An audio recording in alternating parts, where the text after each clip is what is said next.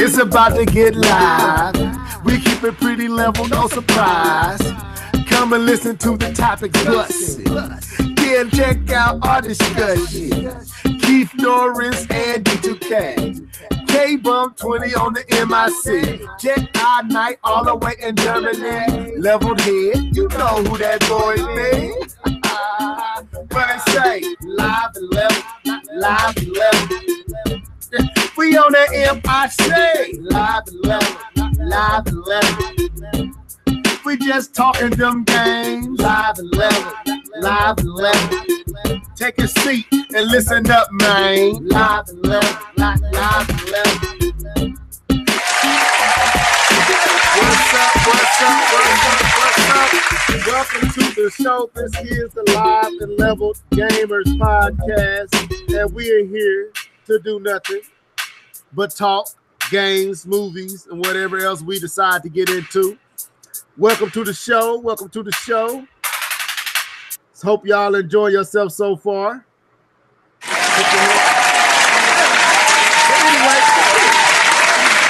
I got my boys here, -2. We got D2K and Keith Norris. I'm going to let them introduce themselves, starting with Mr. Mufasa. Go ahead, bro. What's going on, everybody? What's up, man? Coming in right after him is Optimus Prime. Go ahead, bro. Good afternoon, Autobots. Now, last week y'all missed us because we all grown, man. We all pushing upwards of the 35 and over club. So sometimes we just don't have it in us to do it. And I ain't mad at it. But we here to talk some games.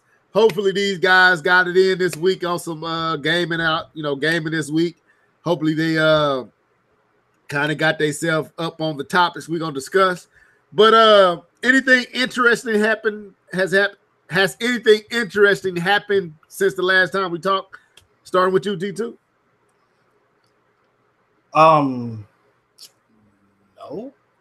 No. I'm just, we ain't talked in about a week and a half, because we didn't do the podcast last week, so it's been about a full week or so. Yeah, nothing interesting's happened to me personally. I haven't seen anything.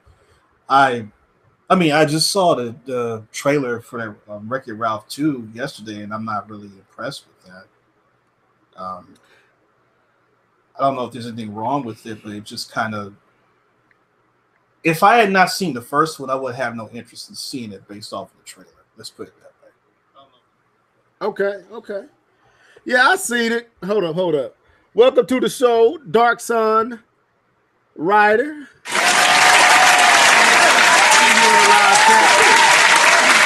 Good evening, fellas. Anyway, if you in the live chat, go ahead and sign off, and we will definitely give you a shout out live on the air as we see you. Jump in. We got first name bases in the building. What's up, people? Keep them coming. We'll sign off. Anyway, yeah, I seen that trailer, man. It don't look as interesting as I thought it would. But guess what? The first one didn't either, though. I ain't care for the first Wreck-It Ralph trailer. So, and it turned out to be a pretty good movie. So it still could end up being something good, though. Well, I'm gonna go see it still. I'm just saying that I'm not. I expected the trailer to be like, wow, and it was kind of like, okay. I'm with you. I'm with you. Keith Norris, anything interesting since the last time we seen you? Heard from you?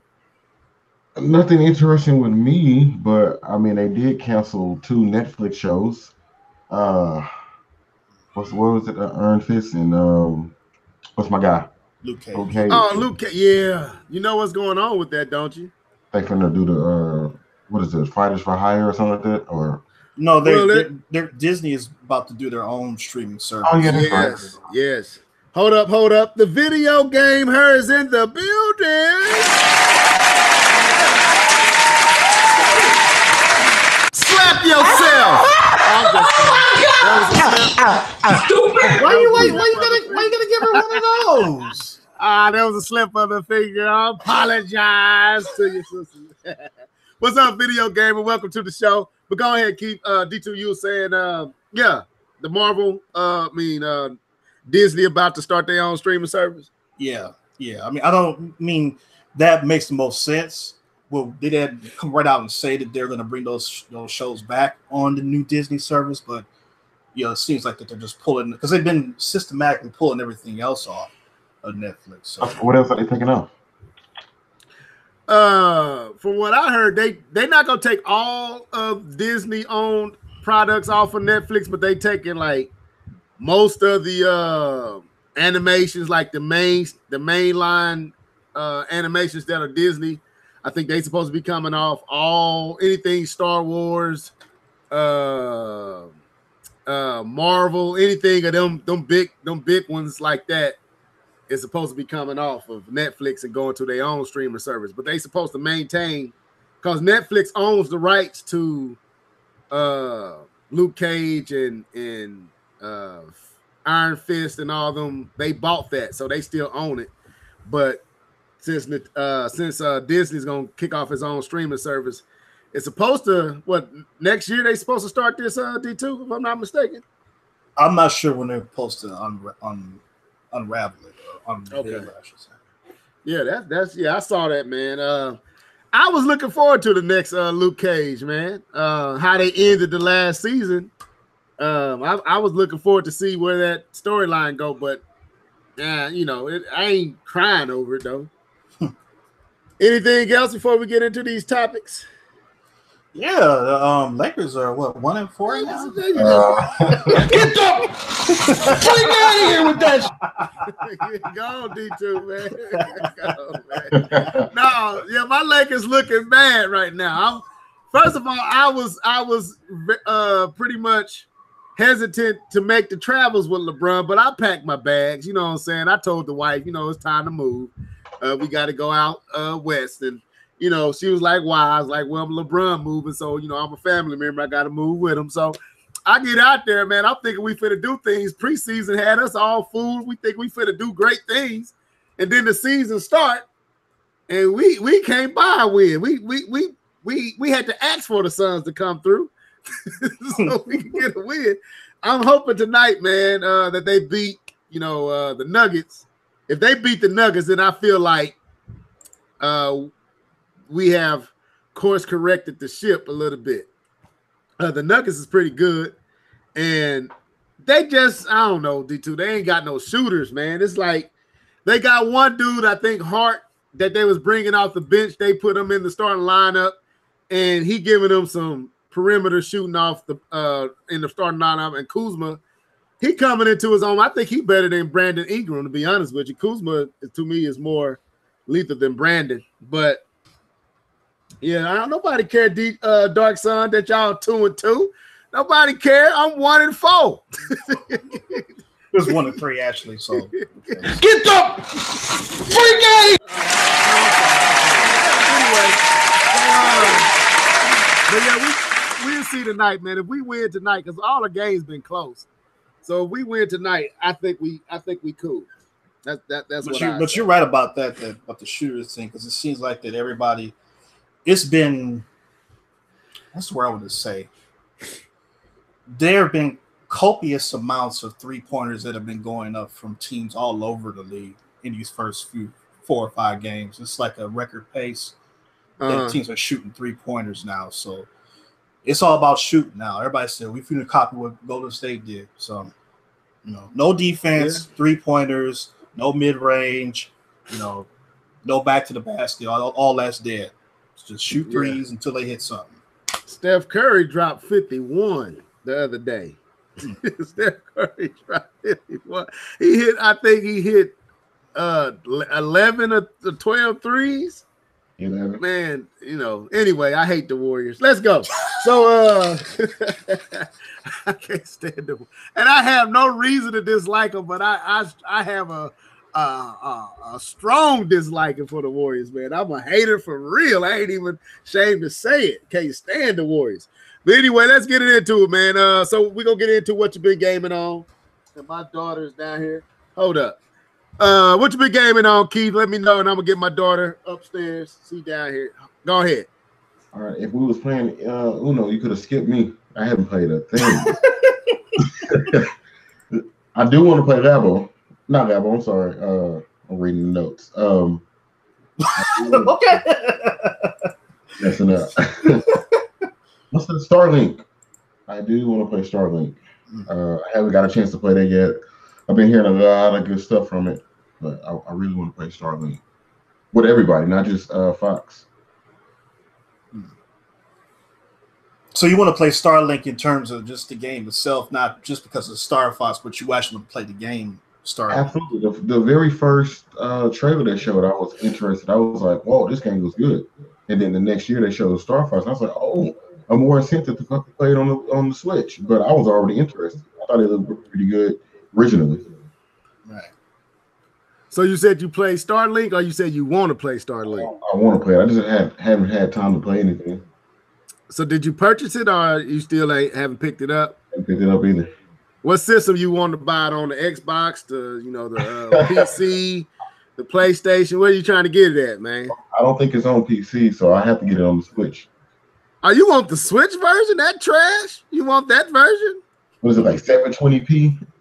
No, that mug. From what everything I'm hearing, that's the version you got to get. It ain't worth getting the other ones. From what I'm hearing, Star Fox changes the game with that. It said if it weren't for Star Fox, it wouldn't even have been as successful as it has been overseas. From what I'm hearing, though. Yeah. So anything else outside of Starlink? Nope, that's it. Okay. D2K, any interesting games you have played? What you been gaming on, bro? You don't have a cricket sound effect in there, do you? Nah, not on me. Not right now. Yeah, I haven't really been playing much, because just been too busy. Haven't really been able to play anything. So, yeah. Okay. Y'all sound like me, man. I haven't. Here go your cricket. There you go. I found one. But no. As for me, I haven't played anything, man. I haven't had the time to, honestly. I think I turned it on yesterday just to buy some time. We was about to leave, so I was playing before we left, and I just turned on that Capcom's beat 'em up and played some of that Final Fight, but that's about it. I haven't gamed at all. I also played Wolfenstein. Keith. Oh yeah. I went on to play Wolfenstein. So I played it handheld. I think it's easier. It's easier on my eyes when I play it undocked. When I have it in my hands, I can play it better than when I dock it. When I dock it, it's like my wife left me. I'm crying so much. It's literally like my wife left and hand me her ring, and that's how watery my eyes be when I play. Docked. So, but anyway, I played it handheld, and I enjoyed it. It was fun. It didn't last for long. I got tired of it quick. But the little while I was playing it, it was okay. And I put it in once the river started to come. It's just something about it. I can't play it for long, but it's easier on my eyes handheld rather than dock. Nia, you said, what am I using for sound effects? I have a original kit that I put together myself. All these are sound effects. Slap your trash, garbage. These are all Say it again. Say something else. Oh, that's say something else. So it's called congratulations. You played yourself. And I'm working on more. So it's an original. What would you call it? From scratch kit. So all these sounds are from scratch that I found on YouTube and different places and cut down and made my own soundboard. Because all the other ones got all the same things, and I want to bring some uniqueness to ours. So I just found stuff that I liked and found was funny, and edited it down and made it into a quick sound, but a sound click or whatever you want to call it. But that's what it is, Nia. Okay, so Y'all ready to get into these topics? Let's do it. All right, we're gonna go with the main topic off the cuff. And she asked another question. Hold on, let me see. You just using a regular music player? No, I downloaded a sound pad onto my Samsung Tab, and on that sound pad it allows you to upload your own sounds, and it was for free. I don't know what the name of this thing is, but it let me edit in my own personal created sounds, and then I can trigger them as I want to. It's just something I found on Google Store, and I edited through my recording software, chopped it down to about 7 or 8 second little small sound bites, and then upload it into each pad, and then I can trigger it as I want to. So, say it again.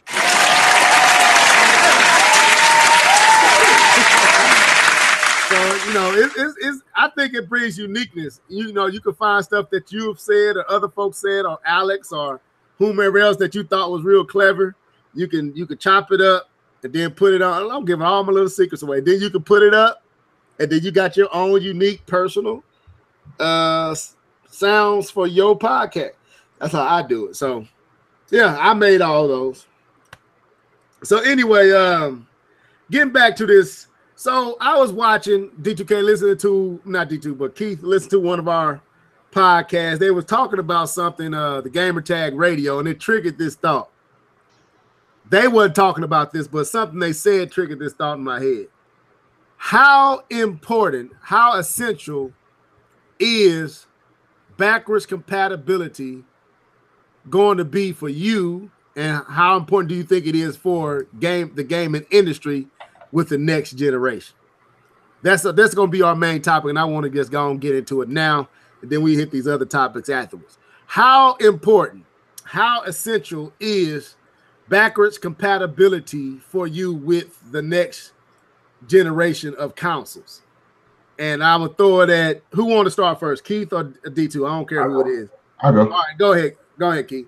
Let's ask Nintendo fans for the last 20 years how important backwards compatibility is, because that's been our go-to thing. Well, at least I can play my old games on my new system. That's been our thing. So to Nintendo fans, it'll be very important. But I think to a video game fan, the way Microsoft is doing it should be very important too. I feel like I hear myself. Anyways. Oh, my bad. Go ahead. That was me. But the way Microsoft is doing it, I think how they're doing it is the best way, and it's a way that I hope Nintendo and Sony adopts. I think it's very important to have backwards compatibility in a console. I really didn't think it was important at first, because it's like, oh, those are old games, yada yada yada. But if you can take those old games and enhance them to be like 1080p or 720p, then you're making it worthwhile. Plus, I can continue to keep my purchase. It's like you buy a house. That house is yours. You know what I mean? Yeah. You can do things to it and all these other things, but this is my game. I bought this game. I have a new console, and I have another console, and I have another console, and I can continue to play this game even though it's old, but I still have it. So it's very important. Okay, I'm gonna wait because I want to hear what D2K gonna say, and then we gonna build on this. How important is it for you, D2? Is it personally, and what you feel as far as the industry goes? How important or essential is this with backwards compatibility? Well, I've kind of gone into it in detail on previous podcasts about how important it is to me, and specifically how well Microsoft has done backwards compatibility from the last generation into this one. I mean, when I have a game that I bought on the Xbox 360 become available on the Xbox One, all I have to do is download the game, and I literally could pick up right where I left off. All the DLC is there, the game saves is there, everything. It's like I never stopped playing. And it could be as a game that I didn't play since 2009, and yet I could play it here in 2018, just like I stopped playing it yesterday. And the ease of the backwards compatibility going from the 360 to Xbox One is one of the few things that I think that keeps Microsoft alive in this generation. Because if they didn't have that, I probably wouldn't own an Xbox One, because there wouldn't really be anything about the Xbox One in and of itself that would give it some credence over Sony. I mean, you know, yeah, you got Halo and Gears, and that's about it as far as their first party. Maybe a Killer Instinct, maybe, that I care about in terms of their first party. But then Sony's got all these great first parties over here. So, you know, balancing that, I would say, well, I probably would go with the PS4. But because I have all those games that I bought for the Xbox 360 and I can play them now, I mean, if you look at, when I fire up my Xbox One and you look at my pins section, probably 70 to 80% of those pins are Xbox 360 games. And then you add in the fact that if I were to pick up a Xbox One, some of these games are Xbox One enhanced. That gives a whole nother experience of playing games that I bought years ago that I don't have to buy a second time to get a better experience for it, such as Gears of War 3. I already own that game, but if I went out and got an Xbox One X, I could play the same game and it looks better and it gives you even a newer experience for games that you already had. So for me, it's great. As far as going forward, I think that it would be a good idea for Sony to get backwards compatibility going on the PS5, because that's one thing that Microsoft won't be able to use them against them anymore. Because now you're starting off, everybody is at 0-0 with this Generation 9. So all the mistakes that Microsoft made coming into this generation, that's over with now. They already took the L, they already conceded defeat. So now they're hitting the ground with scratch surface clean against Sony. Backwards compatibility is a huge feather in their cap. And if Sony does not want that to become a weapon, they need to match that. And it shouldn't be a problem, because whatever processor that they use at PS5, I'm pretty sure is going to be similar to what they have at PS4, to where backwards compatibility won't be an issue. So I think that it's going to be very important for everybody going forward.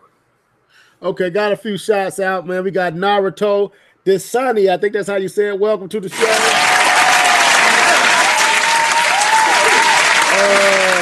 We got Alan Steed.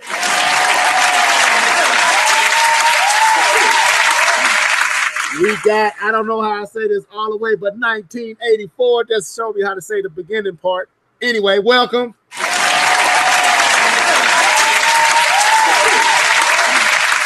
And we got Heart and Soul 72. Welcome to the show. Oh, hold up. We got another one. Phoenix Stars in the building. 5,000. What's up?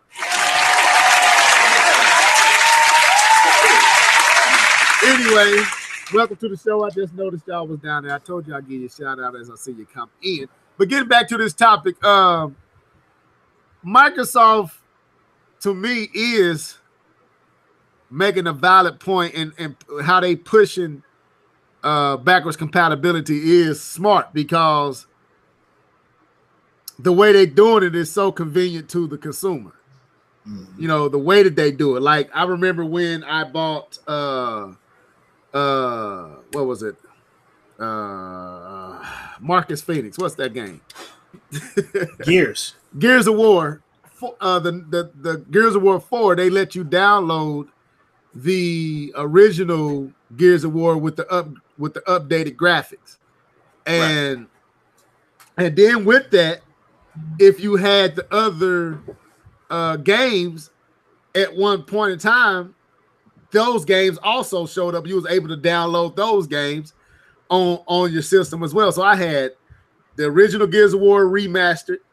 I also had the Gears of War 2, Gears of War 3, and all that, because I previously owned it. They let me download it all for free, and it played well and looked good. And then what they doing currently with the even allowing you to even upscaling the graphics, so to speak, and all that. I guess I don't know how they do it. I don't know if that's done through the cloud or they got some way of doing that, but it's pretty unique how Microsoft is doing it.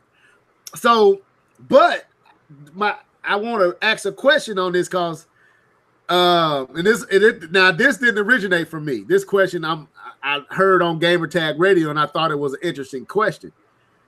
For what I'm hearing, the PlayStation 5 supposedly will not be backwards compatible, right?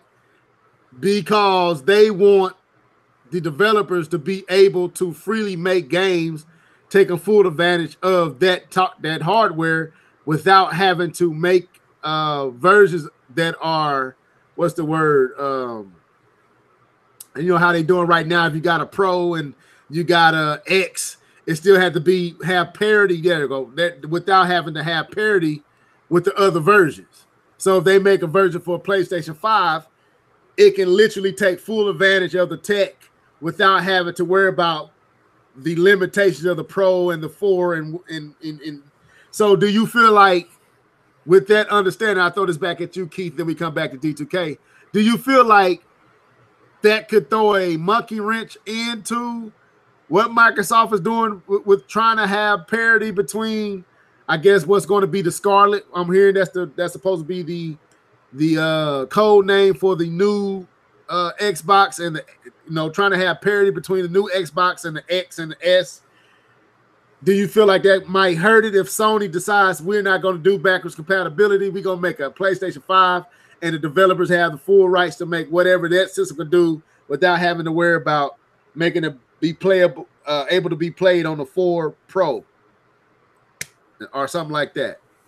If you understand what I'm asking. I'm trying to. So you're saying if developers, so basically developers can stop working on the PlayStation 4 and Pro? Right. So, currently when the X came out, they made a promise to the fan base and the consumers that everything that comes to the X will also be able to be played on the S without any differences outside of 4K visuals and maybe frame rate. But everything that's represented in that X version is the exact same game that you're getting on your S. Or for us, the Pro might give you the 4K visuals and maybe can bump you up to 60 frames per second, but the game is the exact same game that you're getting on the Pro. You're getting it on the 4 as well, on the OG 4. What they saying, well, when the PlayStation 5 come out, Sony is not going to require the studios to do that like they did with the Pro to the 4. So that's a next generation console. The Microsoft Xbox One X is not a next generation console as over the X. I mean the One and the S. So, but but the Scarlet is their next generation console, and they're saying that they still going to have that parity with the Scarlet to the Pro to the X to the S. Oh, that's probably because of how they're doing their what do you call it? I don't want to give dead xCloud or something like that. But it's how they're doing their system, how their backbone of what their games are running on. So it's even though we can put this game and use the resources of the Scarlet, it's still built within the same system and coding as the games that we've been starting with the Xbox One. So I think what Microsoft is doing is it's not even necessarily the console, it's the infrastructure. That's the word I want to use. It's the infrastructure that Microsoft is using. So does it throw them doing that? Does that throw a monkey wrench? I would assume so, but not really. But I would assume if they're making games on the PS5 and then the Scarlet, and in those games they don't want to take those games and downgrade them, then I would assume that would hurt Microsoft. But I don't see how that would hurt Microsoft though. If I'm understanding your question right. Yeah, I mean, no, it ain't no wrong or right answer because we don't know. I'm just saying, going off of something I think I heard Paris or Danny say, basically they were saying if Sony with the PlayStation 5 decides to not force the developers to have to worry about the 4 and the Pro and just only have to pour all their resources to the 5, then they can make better looking games because they don't have to worry about the weaker systems anymore. So they won't have backwards compatibility with the 4 and the Pro. The 5 will be whatever comes to the 5 is strictly for the 5, and you won't be able to get that experience unless you bought a PlayStation 5. And with the Scarlet, what I'm hearing is, even with the Scarlet, you would be able to get those. I guess first party games. You'll be able to get those same games on the X and the S. And so would that hurt Microsoft as developers don't want to have 3 different versions that they gotta scale to make sure it all works and have parity across all versions? Whereas on the 5, it's just that they don't have to worry about that one version. Well, that depends on who's going to be selling next generation. Microsoft already got an advantage, so if the money is right in Microsoft land, developers not going to keep up with that. So okay, go ahead, D2K. Give your thoughts on this. This whole question is loaded with balderdash. It's amazing that these people actually, take money for the things they're saying on their shows. They should be arrested because some of the stuff they say doesn't even make any sense to me. Backwards compatibility means that you are able to play games from the previous generation on your current generation console. Yeah. That's backwards compatibility. What they're saying also doesn't make any sense because gaming, when you make a game is scalable to whatever it is that you want to do. When you start making the game or any piece of art from scratch, you start off by making it as high quality as you possibly can, and then you dumb it down to whatever console that you're putting it onto. When these companies make games, these studios make games, they're using the most powerful computers that you can possibly use. When they get done with the game, they bring the game down to optimize to whatever dev kit, to whatever company that they're making a game for, whether it's Sony, Microsoft, or Nintendo. So it doesn't matter what the people saying that, well, they don't want to force developers to have to downscale their games to fill the PlayStation 4. They're already doing that. That's a part of development. It's just like making movies. When you film movies in the highest resolution possible, and then you scale it down to fit on TV if it's going to run on TV, stuff like that. That's the reason why you could take movies that were made, 20, 30, 40, 50 years ago and put them in 4K today because the original celluloid was in such a high quality. But I'll give you a perfect example. Star Trek: The Next Generation was a TV series that came out in the 80s. All of that was shot on actual 35 millimeter celluloid, real actual film quality. Because of this, that allowed them to go back and redo Star Trek: The Next Generation in HD. And even though it's not a widescreen HD, it's still HD because they can use the original celluloid to upscale it to 4K or whatever. But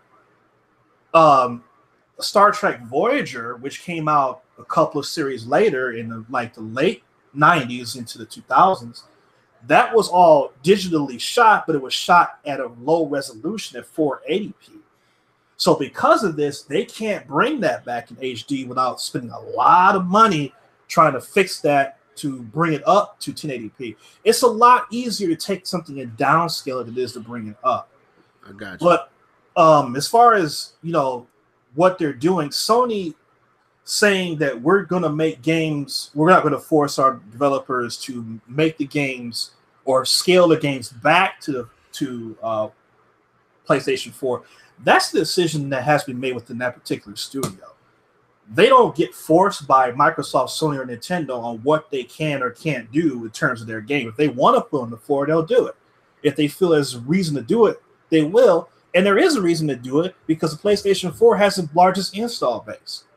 Why would you spend all this money on a game that may or may not catch on and skip that 80 million, 90 million, 100 million by the time the PS5 comes out install base for your game? That doesn't make any financial sense at all. Okay.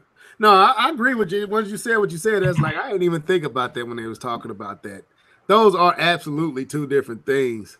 backwards compatibility and scalability is two different things. But let me ask this. You know, the whole argument when the Pro and the X was being rumored that because of parity, that those developers were not going to put forth the full effort in making, like, okay, if the Pro can do this, but the 4 can't do these things, then they're going to build the game with the 4 in mind and not all what the Pro could do. Do you feel like that's a real concern, or what do you feel like that was a legitimate concern with that people had about the Pro not being, the Pro being more powerful than the 4, or the X being more powerful than the S, but because of the wishes of Sony and Microsoft, these developers had to make these games with the S and the OG PlayStation 4 in mind, couldn't take full advantage of all the bells and whistles of the X and the Pro. No, because if that was the case, then you wouldn't get third-party games on the Switch. True. Okay. It depends. That's why you here. That's why you here. That's why you here, bro. You start off with the most powerful thing. You take away assets in order to fit the game into the box that whatever it is that you're making the game for. That's as simple as that. Okay. All right. I can see that it was just a question, but you have knocked them all out the park. So anyway, for me, I'm gonna go back to what Keith said, just going back to backwards compatibility. I do kind of miss the days of, buying a Nintendo platform and you have the luxury of knowing that the games you had on the older system, you can still take advantage of. I remember when I bought the game, the Wii, and you were still able to play the GameCube disc on the Wii. Right. And I'm not going to front. That was real cool. I could still play Def Jam Vendetta and Def Jam Fight for New York on the Wii and didn't need to, that really made me put my GameCube to the side because I had the luxury of having the 4 ports and to hook the controllers up and all that right there on the Wii, able to take full advantage of those older games. And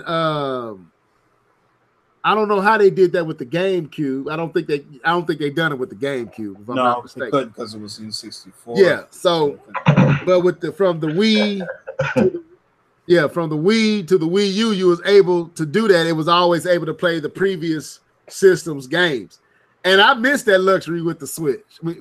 I'm not gonna front because a lot of games I would not have bought if I could have either downloaded my library that I had on my Wii, some kind of way got a free download for the games I had there.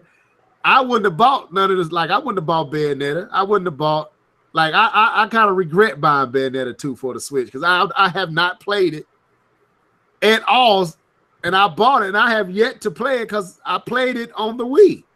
What if it didn't open, you still take it back, No, it's open. I said I put it in B2K. I didn't play it. It wasn't no point in buying it. So if I can have it, I do miss that backwards compatibility. And right now, I don't know how important it is with the newer systems. I would like to have it, but I can't fully say how important, especially with this generation. I don't know if I'm really even interested in playing what we got this generation on the newer system. So, but with Nintendo back in the day, it was very important to me. So I guess it is important for me.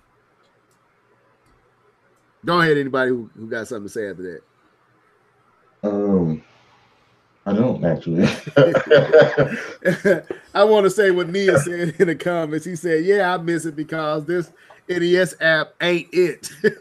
Show ain't. Slap yourself. Stupid. That's what that NES app is, man. That's that right here, man. Trash, garbage, fail. This is a trash movie, bro. F minus. And that's the nefarious part of all this, is because a lot of the reasons why you don't have backwards compatibility is because some of these companies want you to pay for these things over and over and over and over and over again.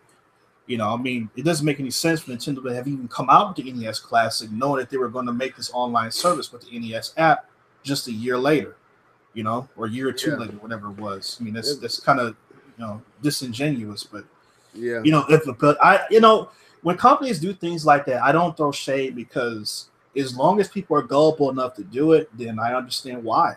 From a business standpoint, it's all about making money, and as long as you're not doing anything illegal per se, even if it's unethical, if people are going to fall for it, then you have to keep doing it. That's what I got to say. This is exactly what I got to say to Nintendo. It's called congratulations. You played yourself. All right, let's move on to the next. So I saw this. I was watching, who was it? OJ. Player Essence had a video up. I hadn't listened to Player Essence in a while, and I saw this video with Sakurai and Smash Bros. And the leaks. Supposedly there's been a lot of leaks, and he was talking about the leaks, and I was like, I want to ask my crew these questions. How let me start like this. Are game leaks, meaning footage, story, plots, hidden characters, whatever it is, as bad as we make them out to be? And the second part to it, do leaks really ruin the excitement surrounding the game for you? Are you really frustrated when games are being leaked? I throw this at you first, D2, since I started with Keith last time. Do you really get up in arms over game leaks? No. I guess, I mean, it really depends on more if it's a story-driven game, and if it's something that I've really engaged in, you know, like what's happening next type of thing. You know, I don't want to hear any leaks. Like, for instance, like Gears of War. I wouldn't want to hear any leaks about the story of Gears of War. You know, the leaks about certain characters being playable, stuff like that gets me more enticed to play the game or to buy the game. If I know that a certain character is going to be in a fighting game that I want to play, that's going to make me want to go out and get it, versus finding out about it later. Oh, yeah, by the way, this character's in there. Like, well, that's cool, but if I knew about it beforehand, and it's somebody that I actually like, that might entice me to go and get that game, versus without knowing that information, I might pass. But for me, it's really more about story-driven content. It's story-driven content, and you really invested with it, and you've been with it for part 1, 2, 3, and this is part 4. You don't want to have it blown for you at the end of the, you know, before you can buy the game. It won't stop me from buying it, because it's more about the experience than anything else, because you still got to play it to experience it. But it does take a little bit of the shine off. Yeah. Okay. Keith, go ahead and I'll come in after you. Yeah, I pretty much agree with everything he just said, especially the last part. What I was going to touch on is, if I've been playing the game for 1, 2, and 3, and then 4 is coming out, don't tell me the story. I've been invested. Don't mess it up. But I will say this, though, it's about timing and when you decide you want to leak something, or when you want to do something like that, or release a trailer. I remember, I think it was me and Nia, actually. I think we were both excited when we saw that one story part in the Legend of Zelda, the new one. I couldn't even remember the name of the other game. Breath of the Wild. Breath of the Wild. Wow. It seemed like it's been a minute. I understand. Yeah. I think there was a part where Zelda was like crying, so we were all just like, yo, what's going on? So that kind of enticed us more, because we had already told ourselves that we were going to get the game. You know what I mean? So I guess if you already know you're going to get the game, and then just seeing more and having it, you know, being excited about it, I think that kind of entices you. But if you're kind of not sure in that area, and then you see something, you're like, man, y'all just ruined it for me. I don't even want to play it, because you were already on the fence of not getting it anyway. You were kind of had one foot out anyways, and you kind of using something to justify it. But you'll probably buy it when it's half price on down the line. But but yeah, it's all about timing. Yeah, I mean, to me, leaks don't bother me. I'm in agreement with both of you guys. Like, let me isolate Smash Bros. I can care less what they leaking with Smash Bros. I can care less. If Sakurai was upset, I can give 2 cents. I really could. Because, I mean, you dang near, I don't want another director this crap. Leaking. If you can get it, I know that's wrong. But I'd rather people leak it so we don't get no more directs about Smash Bros. I know we got one more coming, but I think leaks is better than a whole direct dedicated to this game that's been overly presented and showcased already. So, but I don't care about leaks about characters. I don't care if you tell me Knuckles is in the game. I could care less. That's cool. Actually, it might, like you said, Keith, that might play. Oh no, D2. One of y'all said it. It might play into me wanting to go get the game. The only thing I don't want you leaking about a game is the ending, certain bosses, certain plots and storylines. Like, I don't want that. I'm just like that with movies. I hate when trailers basically tell you everything you need to know before you go see the movie. I could care less about, man, you want to show me the how many different characters? I don't care. Show it all. I mean, you want to show me what a stage look like? You want to show me what a hazard look like? I don't care. Just don't tell me story. Don't tell me plots. Don't tell me twists. Man, I forgot what game that was where I found out the ending and it ruined it. It ruined all of it. I think it was The Last of Us. The Last of Us. I knew what was going to happen at the end before I played the game from accidentally watching someone who said it was spoiler free, if I'm not mistaken, and they end up slipping and spoiling it, and that basically ruined it. And Breath of the Wild, there was some aspects in a video I was watching, and I remember D2K said, man, I wouldn't watch none of that stuff because you're going to mess around and see something. You're going to know too much. You're going to know too much level, and he wasn't lying. I'm watching it, and I threw my earphones off. I was like, say it again. Say something else. Oh, say something else. I threw my earphones off, bro, because he said something I didn't want to hear. He had revealed one of the hidden the videos. You got the cutscenes that you trigger, and he got to tell him what one of the cutscenes was, and I was like, I didn't want to know that. I threw my earphones. I was at work. I threw my earphones off my ear and everything. Man, got upset. But outside of that, I don't care what you leak. I mean, if you tell me again, okay, I guess an exception will be E3 because we come to E3 wanting to be surprised. I hate those leaks. So now that I think about it, I do hate when stuff get leaked before E3. I don't know how y'all feel about that. It depends. If it's like a teaser leak, then I'm talking about that with works. somebody like if I'm not talking about if the company does a teaser. I'm talking about somebody who does not supposed to have this information. Oh, okay. Leaks it, and then we come into the E3 presentation. Like with Sony, we knew everything Sony was going to show before Sony showed it because it got leaked. I hate those leaks, but something that's already been revealed, like Smash Bros.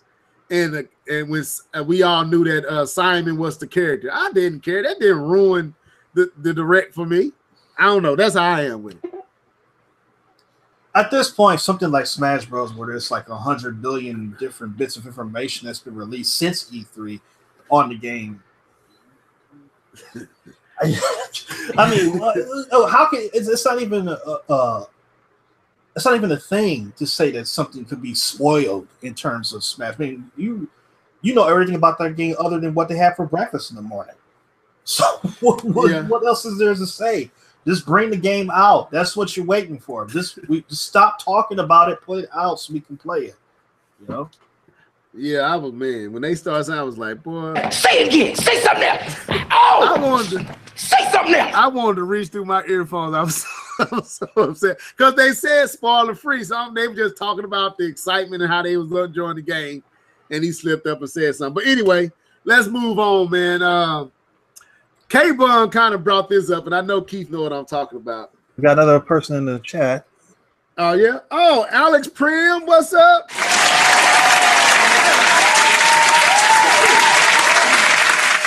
It's called congratulations. You played yourself. Oh, I'm sorry. I slipped up again. Yeah. Slip of the finger, man. Slip. No, slip. You called him Alex Prim again. Oh. It's called congratulations. You played yourself. Alex Prime, my bad, bro. My bad. Anyway, let's go. So K-Bum brought this up, and I found it funny because of the. I don't think he expected me and Keith's response. So K-Bum asked the question, "Where is Labo? Where's Carmen Sandy Labo? Where's Labo at? What has happened to Labo? Where no one knows where Labo is. Nobody knows. Is there anything going on with Labo right now? Is they announced anything new for it? I think a few weeks or to a month back they did.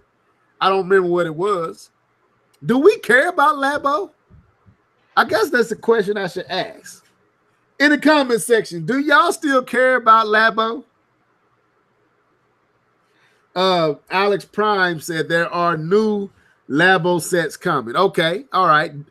Okay, so Labo is still a thing. Do y'all care about it? I think Labo was a misdirection by Nintendo, and I'm not meaning like they made a mistake. There you go. There you go, TJ. Go ahead. See, Nia said the same thing we said. I never really. Congrats. That's sad. Go ahead, D2. Keith, you were saying something. No, I was saying I think Labo was a misdirection. It was like, we really don't have anything coming out. What's the most ridiculous thing we can do? I know, cardboard. So Nintendo had everybody like, what's going on? While they went back to work on something else. So now that's why you don't hear nothing about Labo, because now they can pull out the Smash Brothers and all these other games.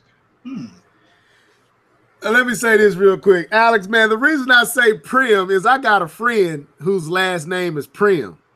And I won't say his first name, but when I see your name, I don't know why my brain just sees Prim for whatever reason, but it is. It's called congratulations. You played yourself. I've been playing myself, but I apologize.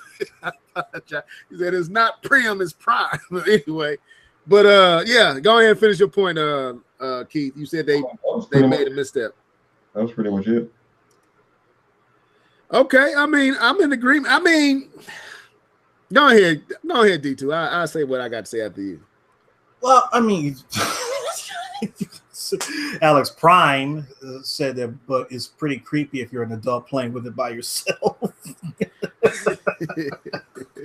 Yeah, that's another. It's called congratulations. You played yourself. Could you imagine an adult that actually went in and didn't buy for their kids? It was really for them.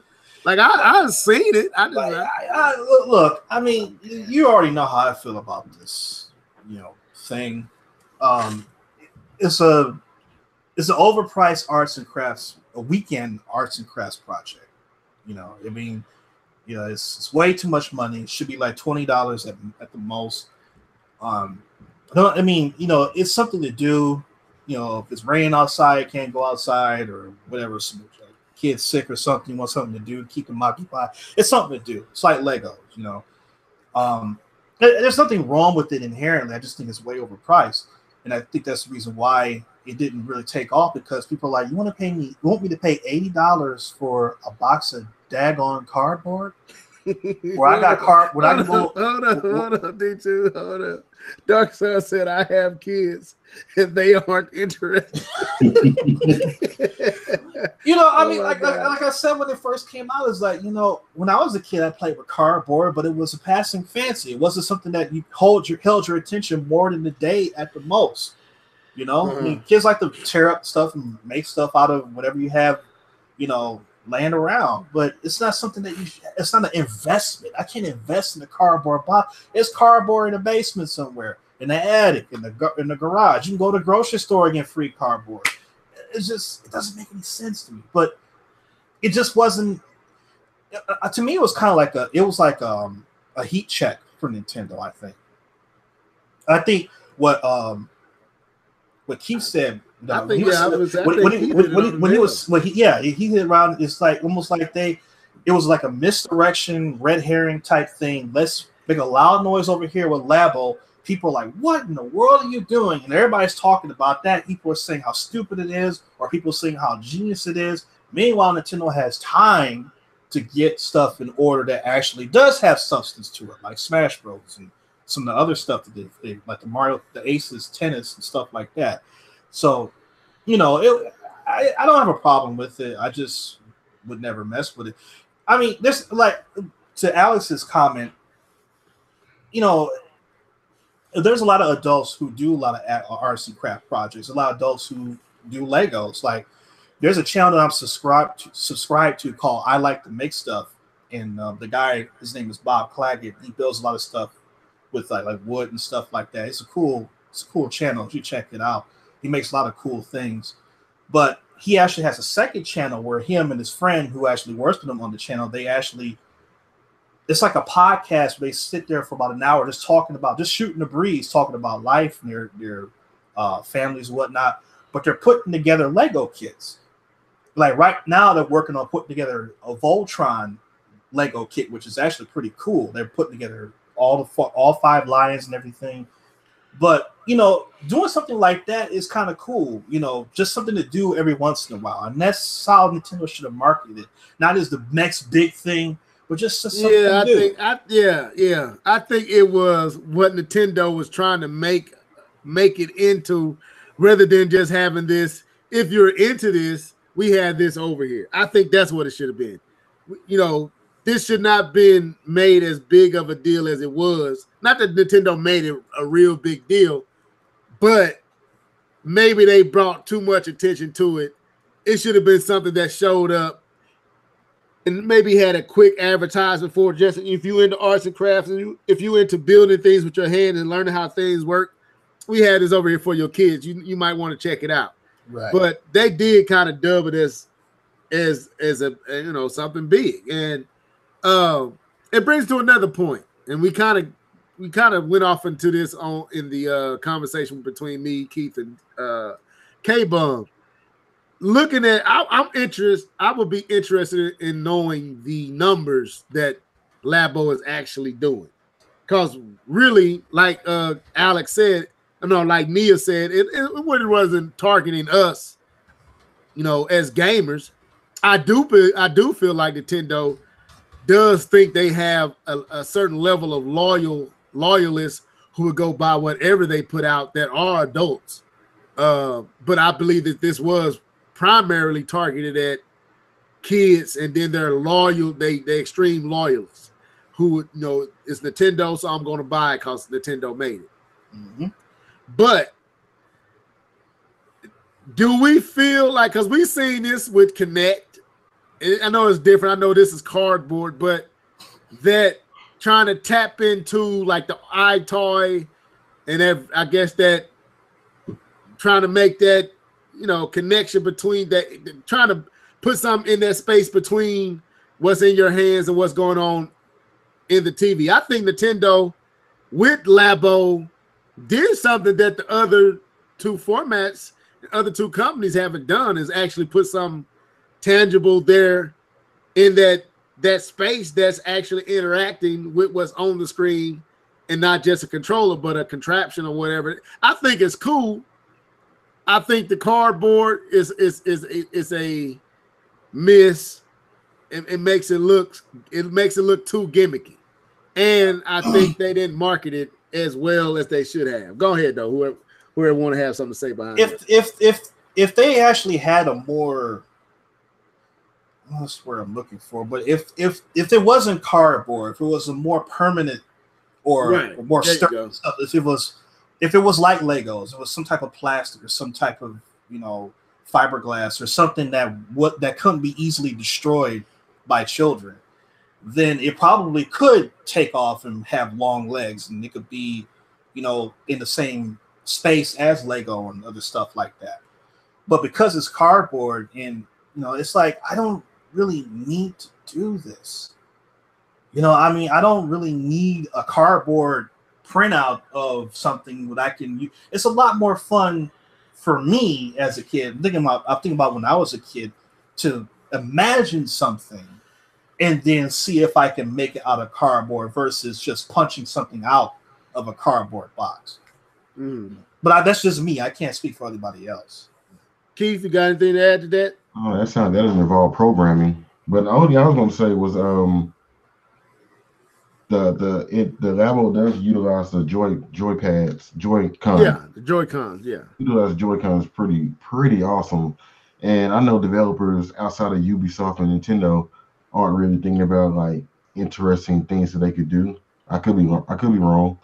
Uh, this is more of a copy and paste industry now, but I'm still waiting on somebody to like really utilize them outside of Nintendo for an actual game like a God of War, where you have to do something crazy. You know, I guess I'm trying to harken back to those Wii days. Even though everybody didn't like them, I still thought it was pretty cool to see what you could do outside of just putting the same, controller format, same over the shoulder camera, and seeing what, just doing the same old run of the mill. But But the thing about that is that even Nintendo doesn't take full advantage of their hardware. True. Because I think about the Wii U, and I think about so many things that they could have done and they didn't do with that console. When I first saw the first footage of the Wii U controller, and they were showing games in that initial sizzle reel at, I think it was E3 2011, I think it was. Mm-hmm. It was 2011, and I start thinking like, it would be really cool if that Wii Zapper did that ever happen? No, never seen that thing come out. I wanted to see something with that too. If you could take, I'm thinking, this is my brain turning. You take the Wii Zapper, you put the Wii U gamepad on there, you make an Aliens game to where you can use the screen on the gamepad to look all around the room in 3D space, and you can look up in the ceiling and see aliens crawling over there, aliens crawling behind you on the floor, and you shooting everywhere instead of just at the screen. They had that.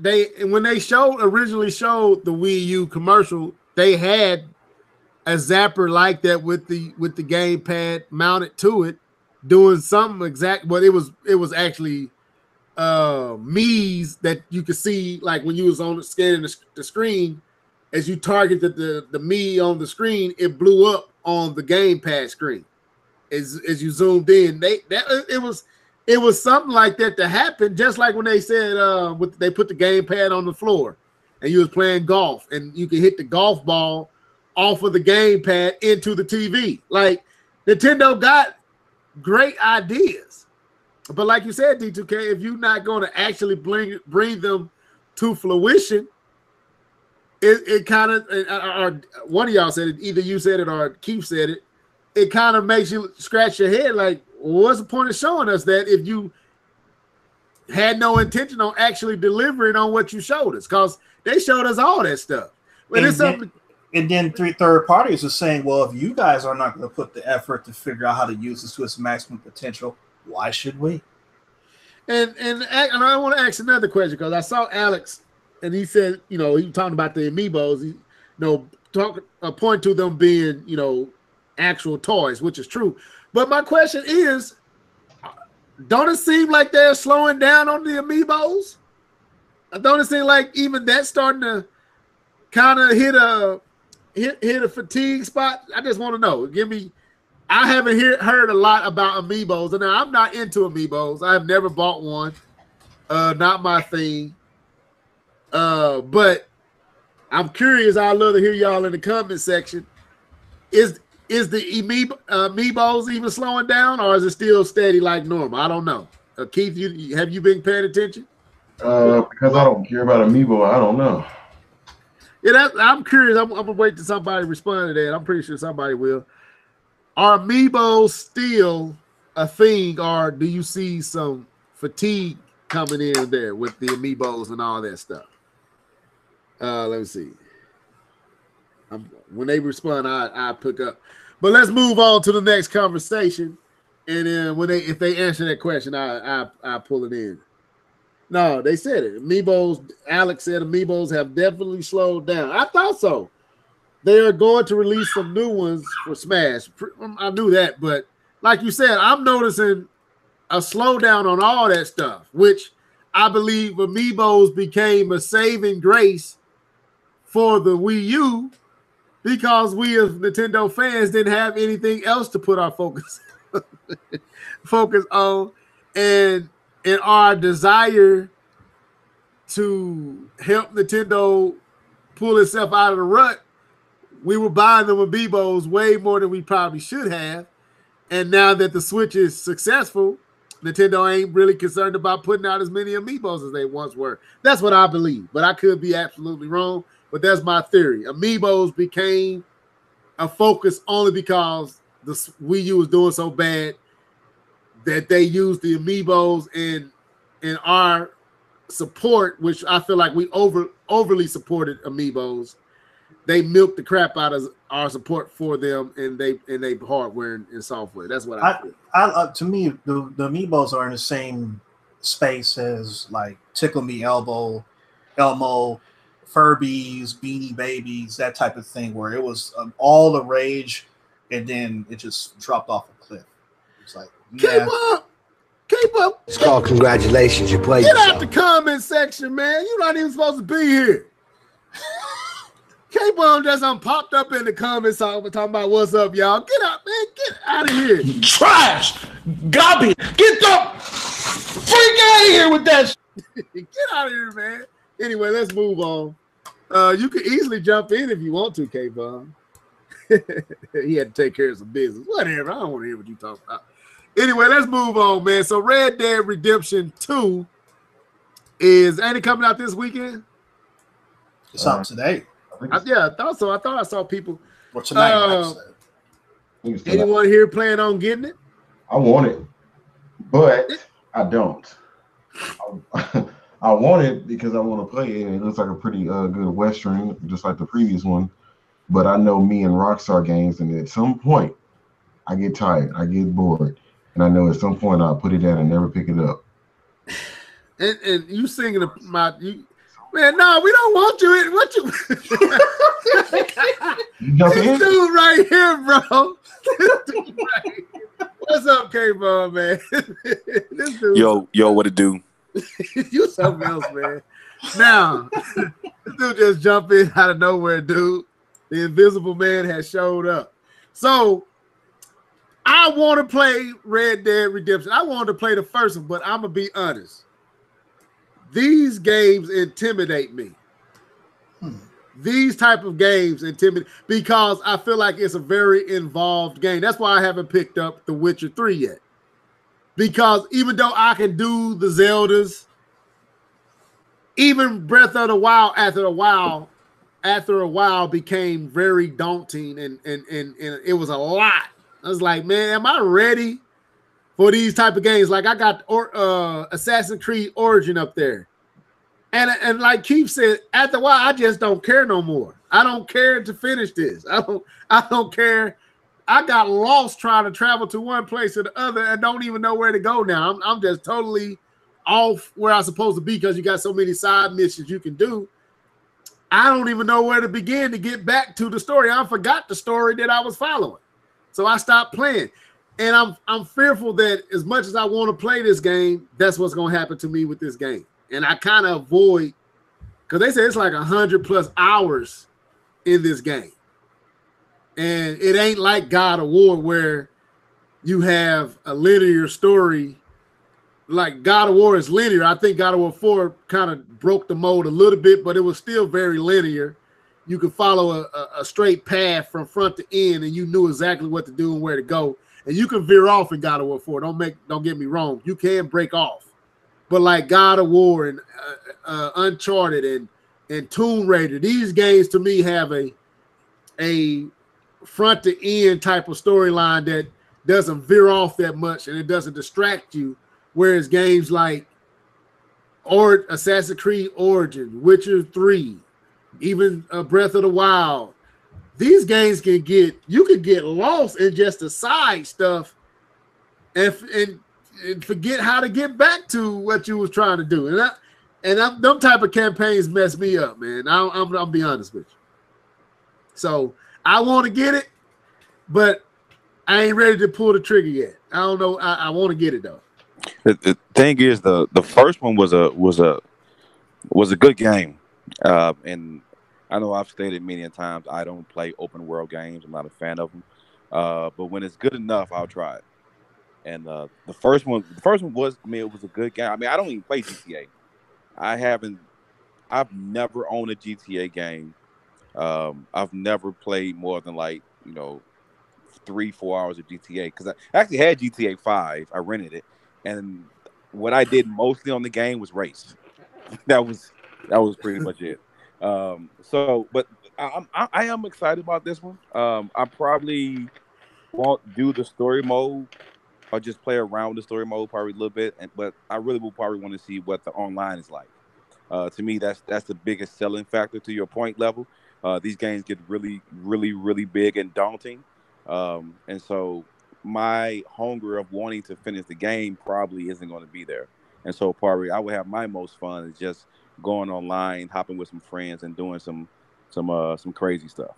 So that's probably I'm going to rent the game once I clear my queue, and I'm going to get in and rent it. But definitely not planned it for the campaign because there's no way I'm gonna finish that. Okay. Anybody else?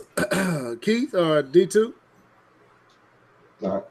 I gave my spiel. Okay, D2, you. Well, it's I can only speak for myself, and I've gotten to an age where I really don't have the time to invest in games like that anymore. No, I don't really have the desire to do it either. It's just I'm in a different place. When I was a teenager or my early 20s, and I can invest 100 hours into a game or something like that. But now I'm staring down the barrel of a half century old, so I'm really just don't really have the desire. I have more important things to do than to spend that much time playing a video game. Right. The games that I find myself playing the most are games that are fun, faster, versus that don't require a whole lot of investment into it. If it's a game that I've already played back in the past and I'm already used to and I've already mastered, that's different. Like if I felt like going back and playing Ocarina of Time again or something like that, you already know where everything is and everything like that. You just like to play it because you just like to have those nostalgia flutters. Yeah. But something brand new like this, the complexity of these games are so much more dense now that you have like 10 games within one game. And it's just too much. For some people who have the time and have a desire, and it's great for them, but for me it's just I'll pass. Yeah, I remember I remember Ocarina of Time. One thing, while Ocarina of Time was a huge game, it was a structured game. You went from here, you knew where you had to go. You could do side quests and small little things. It wasn't a whole lot of it, and it didn't distract you from the main story because you wasn't going to spend all your time going to catch this bug for this. If you want 100% it, yeah, but but when I look at a game like Wind Waker, I remember when you had to go collect each piece of the Triforce. You remember that, Keith? Mm-hmm. You had to sail all throughout these different spots. You had to use the map to find all these different pieces of these Dude, I almost didn't finish that game, man. I almost quit. I'm like, man, I'm done with this, man. And you gotta get right in the right spot and then dump into the water to pull this thing up, and you had to go and do this. I was like, I don't feel like doing this no more. And it was like, but I wanted to get to the end so bad because it was a Zelda game. I pressed through it. I was glad what they did on the Wii U remastered version where they streamlined that process and didn't make it so taxing. But Origin, bro, like a side quest storyline can be just as big as the storyline. That's like The Witcher. Yeah, and that's what's scary, and that's what throws you off because it ain't, hey, go collect this bug and I'll give you 50 cents. Or go help this woman get her child out of this thing and I'll give you this ruby. That's Zelda. These storylines and Origin in some of these games, dude, be full-fledged stories. And I can't, it's like, bro, I just get lost in all that. It's like, bro, I'm tired. I did 5 different stories and I ain't even got to the main story. I don't even remember what my main mission was anymore. And that's what kind of make me like, you get your money's worth, but am I going to actually put in the time, like you said, D2K, to actually, even though I know this game is giving me my money's worth, am I going to put the time in to realize what the game is what's there for me in the game? And I just don't think I will. I remember this one mission I did on The Witcher. This woman turned into a wolf, I believe. I think it's this man's wife or whatever. And he couldn't find her. And I went out there. This was a side mission. And I went out there to go look for her. And I had to beat like a boss. And then I had to actually get, I think it was a boss. I mean, a side mission. But I remember I had to make sure I had my silver sword, had the oil on it. I think they were kind of like moon bombs or stuff like that. But this is a side mission where I had to go through all this stuff like a detective. Then I finally found the wife, and then I had to slay the wife. And that was just a side mission. But I think the trick to these games is just playing that game. Even if it take you all year, just play that game. Because if you're trying to play 100 hours in The Witcher or Origins, which I still haven't finished. I'm glad you said it because I felt bad. You're like, you trying to put 100 hours into this, and then something else come out, and then something else come out. It's like it's what, like D2K said, it's way too much. But if I'm just playing this game and I have to forget all these other games, then I possibly could do it. But is that something you want to do? But I'm with y'all, man. These open world games getting ridiculous. I would love to go back to an Ocarina of Time style game. Like, just put me on the path, man. I don't feel like doing all that. Yeah, I think we are all in similar position as Keith. I mean, as D2 was describing. Dude, I just don't have the time. Like, Breath of the Wild is about as deep as I want to get. If you going beyond that, because Breath of the Wild got a little much after a while. I was like, man, this is a little much, man. This is a little different because you had all that freedom. You had to find all it. I haven't found all them shrines, and I ain't trying to. I don't care about these Kurok Seas, and I don't care. I don't want to find. If I saw one of them little dudes, I didn't even care to stop talking to you. I ain't trying to discover you. It's just I don't care no more. I'm just trying to finish the story.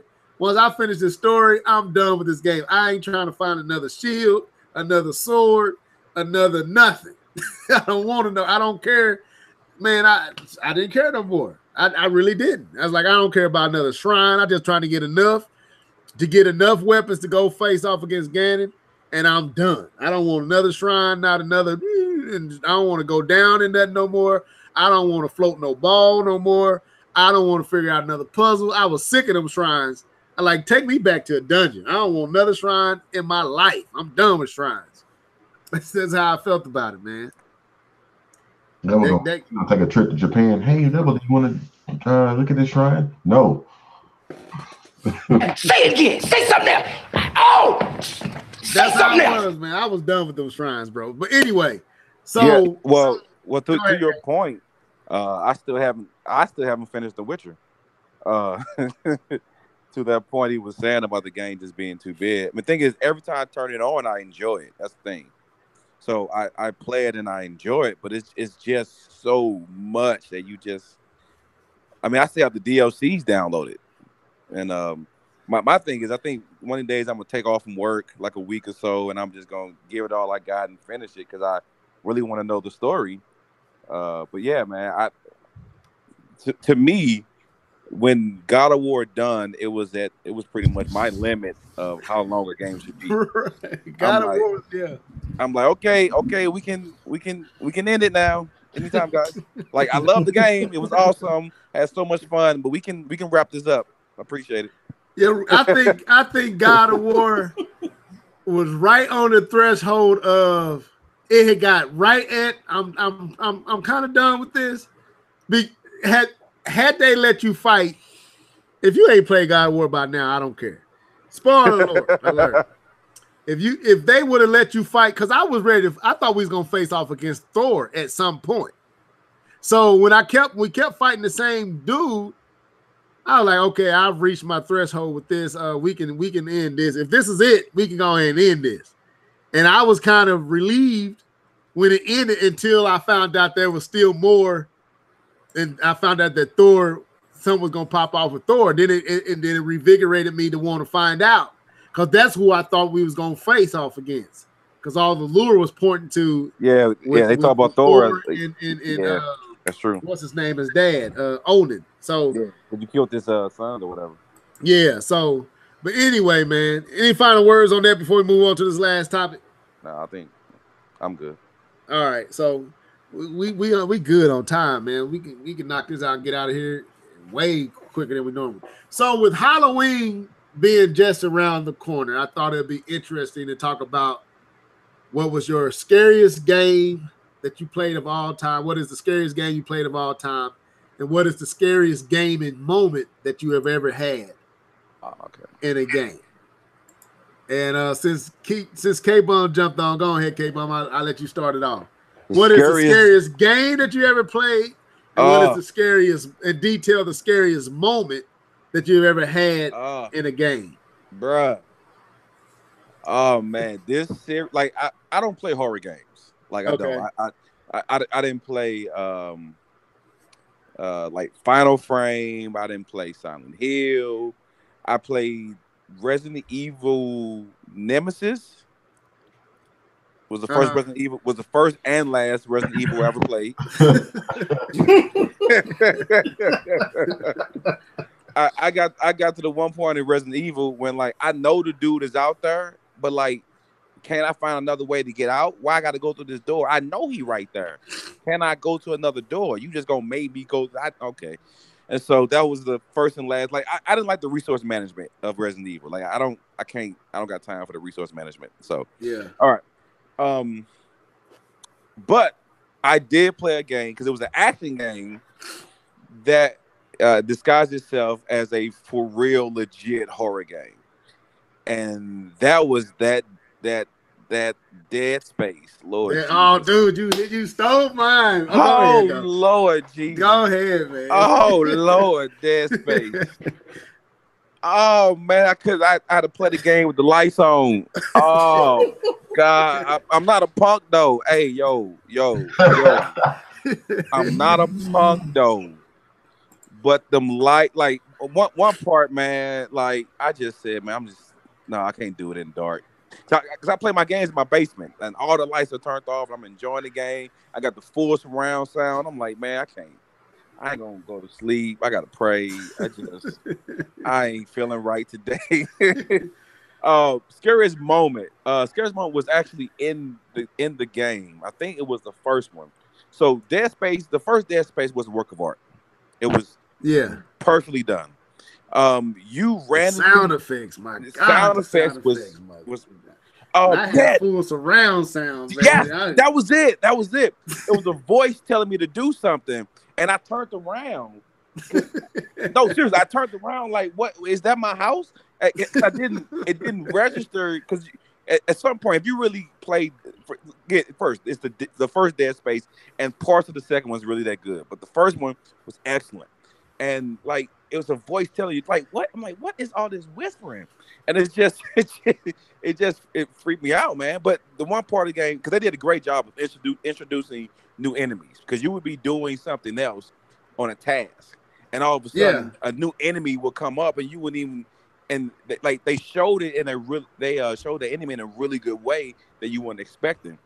But it was these enemies that would twitch and pop in and out of play. Well, you ever seen like Ghosts from the Ant-Man movie? How she kind of like popped in and out of reality and stuff like that. Like it was enemies and what's called that did that, and they would twitch. And the first time they did it, it was a jump scare. You know, jump scares don't do me like that. It did it real quick, pop, pop, pop, and then went away. And I'm like, it's in that corner, ain't it? So can I do this piece without going to that corner? Because I know he in that corner, and he just did some stuff that messed my mind up, and I don't know if I want to go in that corner. So that was my scariest game. And scariest moment too. I mean, 2 was good too, man. But like in Dead Space 1, you learn to shoot anything on the ground until it's even if it is dead, you shoot it just to make sure, because the jump scares and that crap is bad. It's bad, man. Like let me come behind though. I'm gonna come behind you, man, because you stole mine. So I'm gonna use 2, and then I'm gonna go to y'all, you and Keith and D2. But K-Bum stole mine. The scariest game that I have ever played, and I'm gonna name two, but it was definitely the original Dead Space. I remember when I was walking, when it tricks you. Oh, it tricks you. It sets you up to like it's gonna be real simple, real calm and collected. You're gonna have some jump out, some pop scares and all that, but it ain't gonna be that bad. No, bro. The sound. It was the sound. It was the way you just could not determine where these things was coming from, but you could hear them. You can hear them scraping behind the walls. You can see panels move on the wall, and you knew something was there. And when it'll force you to focus on something, but the game should prove to you that that's not where it's gonna come from. I remember this one scene, man. The first you had to walk. When you first get your gun, I don't know what that gun is called, where you shoot this diagonal ray or whatever, and it slices. And you walk in through this corridor, and one drops out the ceiling right in front of you. And them things look grotesque. They got the little sharp arms, and they move so fast, and all like old dude, all like the girl in The Ring. Y'all remember when she crawled out the TV and dude, I was like, I had all the lights off, and I'm trying to man up. You know what I'm saying? I'm freshly married. I'm trying to be a man. My wife in the back room. I'm like, I'm gonna turn the lights on. I'm playing this scary game. Man, I heard this screech, and I'm like, okay, like K-Bum said, I was like, okay, is that in the house or is that in the game? Like, what? It literally made me pause and make sure there's someone going on in my house, bro. So I was like, okay, I don't think that was in the game. I think this is in the house. I look around, I'm pausing, and then I heard the screech again, and my surround sound was on. I'm like, okay, so that's the speaker. Oh, this is in the game. And so I started sweating, like getting on. I just got uneasy, man. It tricks you. You think you killed the one that pops out in front of you, and as you walk down, you think, oh, it's clear. And you walk around the corner, and they let you see this big one just ghost out of your view. It ghosts out of your view. Yep. And when you try to go investigate, then you hear that music, and they just start coming from everywhere. And I just couldn't count it. I turned it off, turned the lights on, went to bed. I turned the lights on, turned the game off, and walked through the hallway and went to bed. This is how scary this game is. My younger brother bought it. He called me. He said, I can't say my nickname, but he said, hey, man, have you played that Dead Space? I was like, yeah, I've got it. I own it. He said, can you finish it? I said, he said, have you finished? He said, man, I can't even get through the first stage. I can't play it. He said, bro, I can't play it. I get to this hallway and I can't play no more. It'll punk me out. So that's the scariest game with the scariest moment. But the another game that scared me, and this was early on when I was younger, was when the GameCube had the original remake of the original Resident Evil. And the scene where you walk into this room is a little hallway with windows. And it's like a statue or something like that there. And you walk through the first time, you hear the dogs barking, but they don't do nothing. So you walk through, then you got to come back through that hallway. And me and my brother, the same brother, had all the lights off in the room, in our bedroom with the door, because we just trying to get. This is my first time really playing a scary game. So we trying to get submerged, and I got a partner here, so I ain't got to be as scary because I got my younger brother here to offset this fear. Man, that dog jumped through that window. Man, my dad was in the front in the living room. We bust through that door. we lost our ever-loving mind. I didn't even know that was going to happen. Them dogs bust through the windows. I was out that room before I even realized what I was doing. I was bust through the window. My dad was yelling at me so bad. What's wrong with y'all? What y'all doing? I was like, man.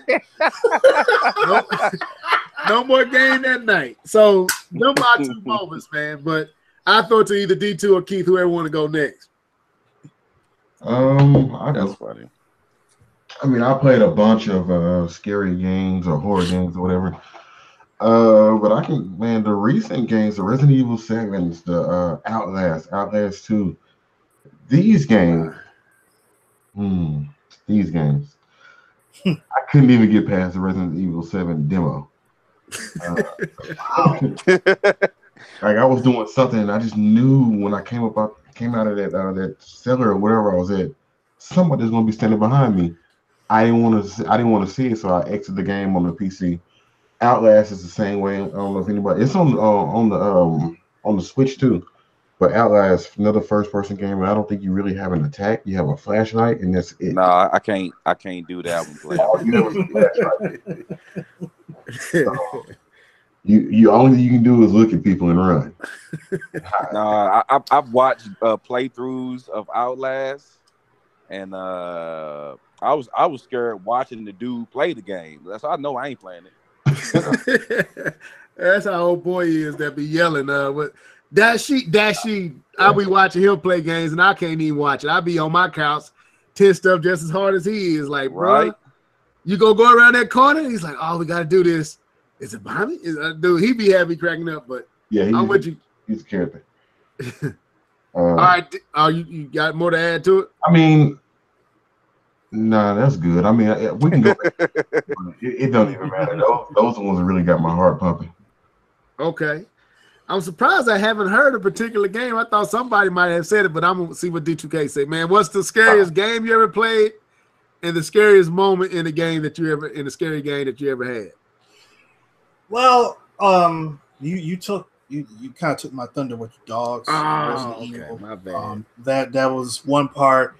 That whole what's this? I think Dark Sun Ryder said the GameCube remake made me get up and leave my house. Scared me so man, dude, that game was real, man. Yeah, that game was me. It was such a well done remake in terms of graphics. It was stunning. Yeah, stunning. It was to really show out the power of the GameCube. But it was that scene. It was the scene with the bird, the raven, out in the backyard.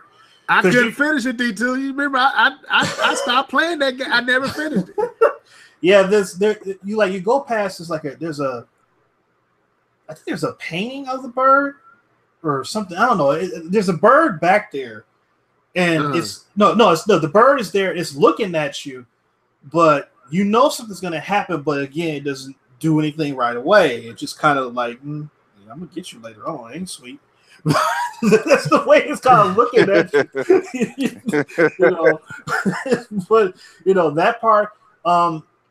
There was it was Resident Evil Code Veronica.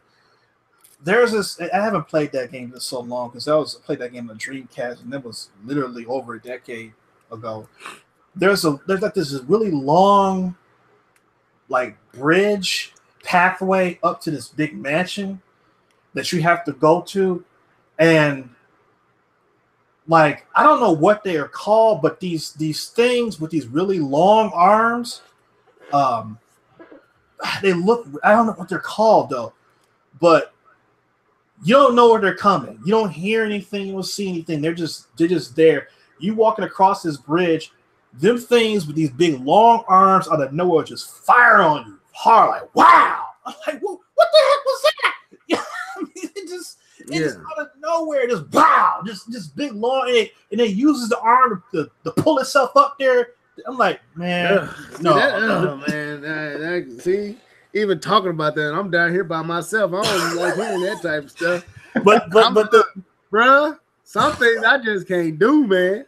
Silent Hill, can't do them. Silent Hills, I couldn't. That demo was just. But actually, the scariest thing to me in the game, and y'all gonna laugh at me with this, Five Nights at Freddy's. Five Nights at Freddy's. I heard about that guy. I haven't played it though. I heard about it. I never played it myself, but I watched Arlo play it, and that's a hilarious video, by the way. I watched somebody playing. It is a scary game, man. The reason why it's so scary to me is because I'm not a big fan of those puppets. The showbiz puppets. Showbiz, yeah, exactly. Because Showbiz Pizza Place had this gorilla called Fats, and I didn't like him at all. I had nightmares about that thing, and just the way those things move and stuff. I never liked those things, and that particular thing brought up some bad memories. Watching someone play Five Nights at Freddy's. It's gone way off the deep end now, but the original one was like, man, I couldn't do that. Yeah, I know. I don't know who I seen. I don't know if it's through video or whatnot, but I seen Silent Hill.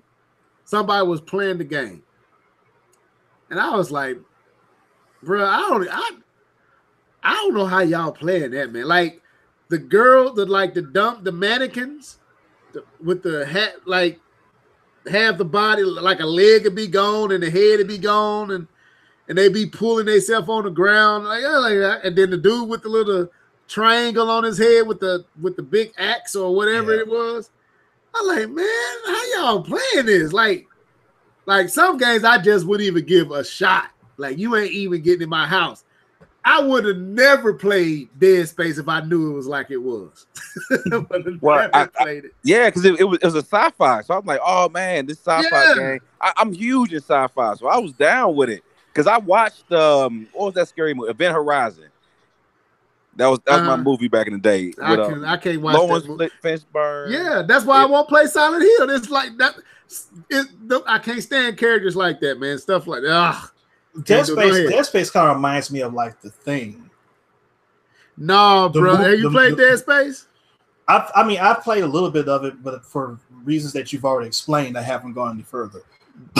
K-Bone right on the man. K-Bone, when he said Event Horizon, he is right on the money. I'm like, so I've never seen that movie. Oh, you gotta watch it, D2K. It's great. It's basically based off that. Yeah, it's scary. It's demonic. It's demonic, and it's man, but it's good though. Yeah. So go ahead, K-Bone. You were saying something. I ain't want. No, that was it. No, that was it. That was it. But there's another scene in that Resident Evil remake. I want to remember. I don't know if y'all remember. It's a scene where you walk into a bathroom, and there is a dead body in the tub. Or is it sink or tub? It's in the sink. Yeah. All right. It don't move the first time you go in there. It doesn't do anything. It's like it's just dead, and you can investigate it and look at it, and the person you playing is talking about. And it doesn't really look human. No, it's like that's the scary part about it, because you're looking at this and you're like, I don't know what this is. and it doesn't move. It doesn't do anything. You can walk in several different times and it never does anything. And then if you go, but because you haven't progressed in the story enough, but once you go past that door and around that corner and trigger something, he busts through the wall. Oh my God. It's like he busts through the door or something on me and freaked me out. Dude, I could not finish that game. I'd never seen the end of Dead Space. I never wanted to play Dead Space 2. Didn't care to play. I felt like I tried to finish Dead Space. Okay, but I don't know if you remember the scene where the professor or the dude that's trying to cause these things to be, you gotta get in there and kill what he just made. And you got all these leeches and stuff that come out. Okay, yeah. I got maybe a few scenes after that. I couldn't do it no more. I got to this particular position, this place where I was walking on top. I had to jump across these things and them leeches, and I was like, I can't. My nerves can't take this. My wife won't like me no more after this. I gave that game up. I said I won't. I ain't got the nerve. I'm not brave enough to finish it. I quit. I just said I'm done with this game. It was a good game though. Yeah, I beat 1 and 2. You better than me, bro. Yeah, I beat 1 and 2. I made myself beat it, man. I didn't beat it. I couldn't build up the nerve no more. My nerves were shot. Once you go outside and have to turn all that stuff on, you come back in. I think I got somewhere after that part. I got pretty deep into the game. I wasn't much more I had to do. My nerves were too much. I couldn't do it no more. You know what's surprisingly what game messed my nerves up? With the sounds and stuff like that. Surprisingly, The Last of Us messed my nerves up, man, with the sound of the with the clickers, man. That stuff messed me up, man. I got so man. I was shooting them things. I go and throw bombs to get them to run around. I couldn't though. See, the thing is, I told you, remember I didn't like the game first because I was playing it wrong, and so I knew if I made a sound, I was pretty much dead because I couldn't fight them.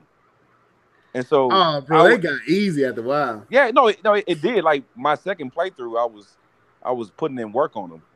But the first time, man, I was like, oh man, that messed my nerves up trying to play that game. Yeah, the first encounter with a clicker will test your manhood. I remember you see the one they always show you one that ain't gonna do nothing. It's literally frozen to the wall.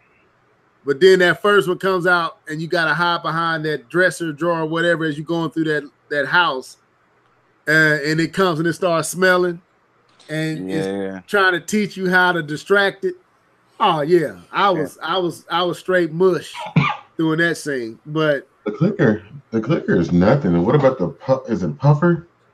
Yeah. Oh yeah, you got Puffer in that one little enclosed area, and you could do them, but just keep running and shooting. Man, that was dumb. Well, no, it was scary though because you didn't have no more bullets. I kept throwing them bombs at it. I hated that one, man. Yeah, them puffers. You're right. Now, this is a scary scene. I don't know if y'all remember this, and we can get out of here. Gears of War. Nope. That female, I don't know what she was, but she would knock the pillars over like they had her chained up. I don't know if y'all remember what I'm talking about. Which one? The original Gears of War. Because the original Gears of War was actually supposed to be scary. It wasn't supposed to be action-packed. It's a scene where you get trapped in this room with this big old berserker. I think that's what they called it, berserker.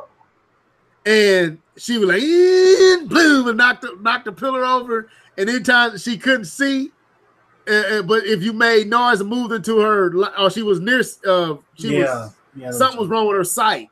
And if you, she couldn't hear, but she had good vision. Man, that scene, dude. For the first few times I played that, I couldn't do it. It took me a while to work up the nerve to go in there and actually do that scene. But y'all be surprised that it was a few times that Luigi Mansion challenged me, but I ain't gonna go there. Say what? Oh, it was a few scenes in Luigi Mansion that got me at first. I ain't gonna front. I've never played it, so I guess I'm gonna say I can't give no comment. I never played. I was joking. That's a joke. Joking, I hope so. Dude, you know I'm joking. But anyway, snatch your man card. Nah, I ain't got challenged with no Luigi's Mansion. But anyway, with that being said, man, let me ask this before we get out of here. We on good time. What's the scariest movie you ever watched?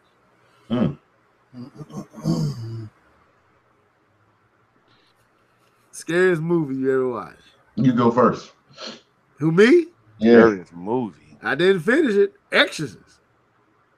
Anything Exorcist. I can't do it. Emily Rose? Can't do it. Like that and Poltergeist. Poltergeist is creepy, but it wasn't really scary. I saw it when I was a kid. I'm sorry, that was scary. Yeah, that's what I'm saying. I'm going. The only thing that really scared me about that movie was the tree. The tree. Yeah, that's the scene up with the window. Yeah, and then and the clown. Oh, that's what it is. Sorry. Go ahead. Yeah, the clown. No. Towards the end where they had already made plans to move out, but they still have to stay in there one more night, and somehow she got out of the room, the mother, but then she tried to come back to the room, and that thing was in front of the door. I don't know what it was. It had some two big long legs and like a skeleton head. No. I don't know what that thing was. Satan? I don't know. It's been a minute since I've seen it, but man, that was like new. Poltergeist had Poltergeist. My first time going to see The Ring. I can't do it. Anyway, I can name a few other ones, but them some of the ones that's coming to my head off top. Go ahead, Keith. You had one. It. New I one? never watched it. New one or old one? Old one. Okay. I haven't seen the new one. I haven't seen neither of the It's. I didn't see. I saw the new one. It wasn't scary at all. I don't like clowns, so. Y'all don't see anything. Would have been a Amityville, Dark Sun Riders, and Amityville Horror. Yeah, Amityville Horror. None of those got to me. Movies about like creatures and monsters and stuff like that never scared me because like Amityville Horror, Get Out, like the ghost told you to. Friday the 13th, don't go to Camp Crystal Lake. Hellraiser, don't mess around with satanic cubes. Chucky, don't buy satanic dolls. But Candyman. I never seen those movies. Now Candyman ain't really that scary though. The movies are scary to me about things that actually can happen in real life. That's what I was just going to say. That's why I said it, because that dabbles in real stuff. But anyway, man, go ahead, K-Ball. You ain't said yours yet. Bruh, my scariest one, and I don't know if anybody else thought it was scary, but I'm sorry. Paranormal Activity had me messed up. I'm sorry. I never watched one of them. Seen that one.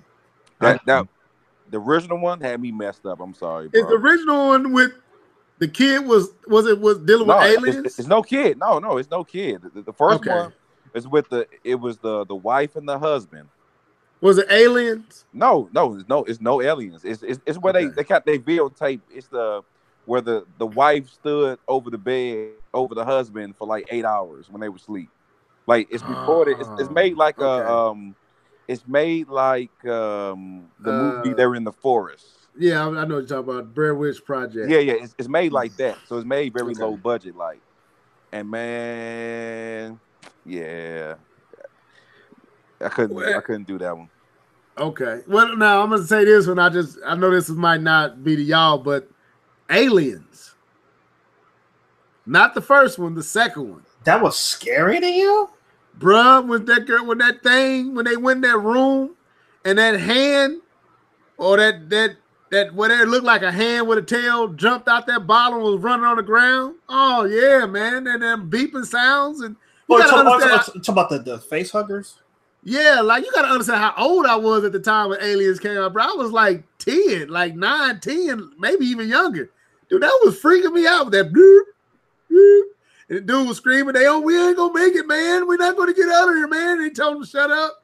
Hey, hold on. Dennis Quaid or whatever his name was. Hold on, guy. Hold on. I'm sorry. Dark Sun Rider, you win today. My man said my fiance is white. So Get Out is the scariest movie I have ever seen. Hey, you win the internet today, brother. Oh, man. Now, Get Out wasn't scary to me, but Get Out is a real movie. I'll give you that. But, man, now Aliens, D2K had a brother. That used to scare the crap out of me, man. I mean, it didn't scare me enough to not watch it, but it was that was tense to me. Hearing them aliens coming up them court. Oh my god, yeah. Now did anyone play the remake of Alien? It was a video game that was done in the same fashion. I forgot the name of it. It came out about 2 years ago, where you really couldn't defeat the alien. Oh, I know what you're talking about. Yeah, you know what I'm talking about? Yeah. They ever played that one? I never played that. I ain't played no Aliens games, so no. Not anything that wasn't NES. I played Alien Predator games on that, but we had the same thing with the beeps. With the you can see where the alien was and stuff like that, and it would beep. So it was kind of like it was kind of like Friday Nights at Freddy, but you can move around. Okay. Well, guys, I think we have exhausted this particular podcast. We thank everybody for tuning in on the live chat.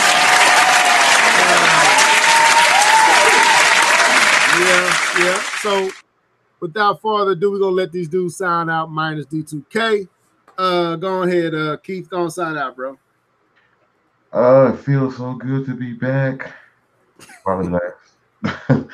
Hopefully I'll be able to play Starlink and have some feedback for you guys. Okay. All right. Yeah, I want to get that too. I'm gonna have to see what I can do. I'll probably have it sometime next week. I might trade in that Bayonetta too. I don't know. I might trade.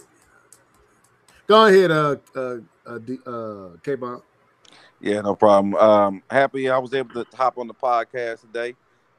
Getting ready. I'm having my housewarming this Sunday, and so I had to do some running around, get some business taken care of. So we'll be celebrating moving in of the new house. So that's awesome.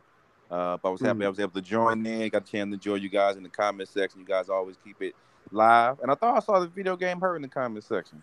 She was. She was up in there for sure. Yeah, for sure. Yeah, no, it was enjoying that stuff. I ain't seen my boy The Truth. I ain't seen him in a while. Shout out to The Truth, you out there, bro. We thinking about. Yeah, we probably because we so inconsistent the last few weeks. He probably didn't think we was gonna be on. That's true. It's called congratulations. You played yourself. But anyway, Dark Sun, one last shot fired. The Lakers were losing before I turned back to football. Oh, stop it! Don't do like that, man. Hold up. Now I gotta go check. Jesus, why would you do that? Why would you say such evil? Why was your boy out there spitting in people's faces? That's what I want to know. Look, I ain't no Rondo fan. I don't think he. We winning Don't.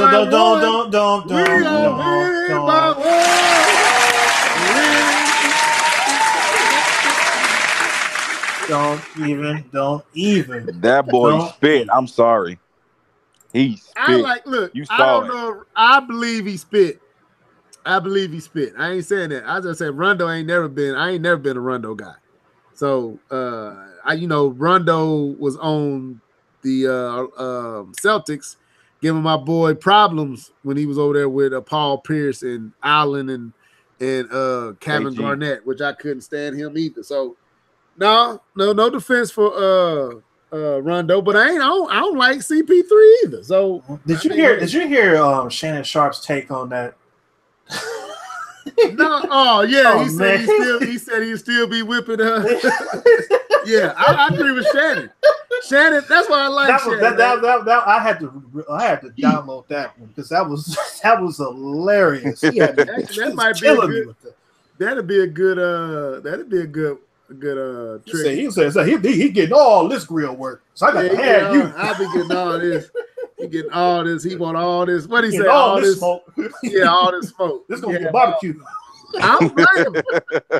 Yeah, he said he would have got the full 15-day suspension after he got done with. He said but he's the leader of the Players Association. Is like, yeah, but I'll be the new leader of the A-whooping competition. And you know how Shannon Sharp said it's hilarious. He funny. Skill. Come on, Skill. Stop, Skill. Stop, Skill.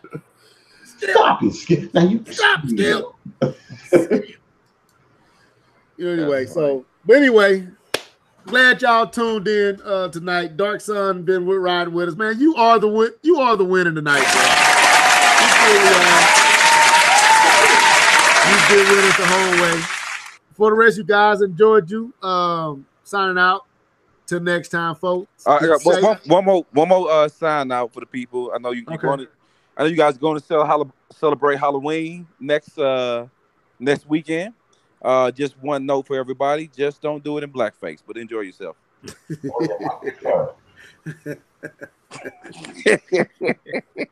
talking about Kelly. What's her name? She got fired. She did? From Today Show. I thought Kelly who? Megyn Kelly. She got released from the Today Show. They must have did this because I just sent the video on that. What happened? She made a comment about blackface not being a problem if it's done for Halloween and not to be malicious. She said in her day when she was a kid, blackface was cool. I'm not laughing at that. I'm just. It's called congratulations. You played yourself. I don't know what planet she's on. She thought that something like that would be okay to say. Why you want to put someone else? I'm just trying to help people out there, going out there in the world for Halloween. Have fun. Just don't do it in blackface, please. Thank you very much. Or whiteface or any or other whiteface or yellow face or red face. Just put the costume on and keep your regular face on. Or put some Jason mask on. Do that. I'll get the costume that comes with the mask. That'll get you if you really want to go that far with it. Anyway, till next time, people. Deuces.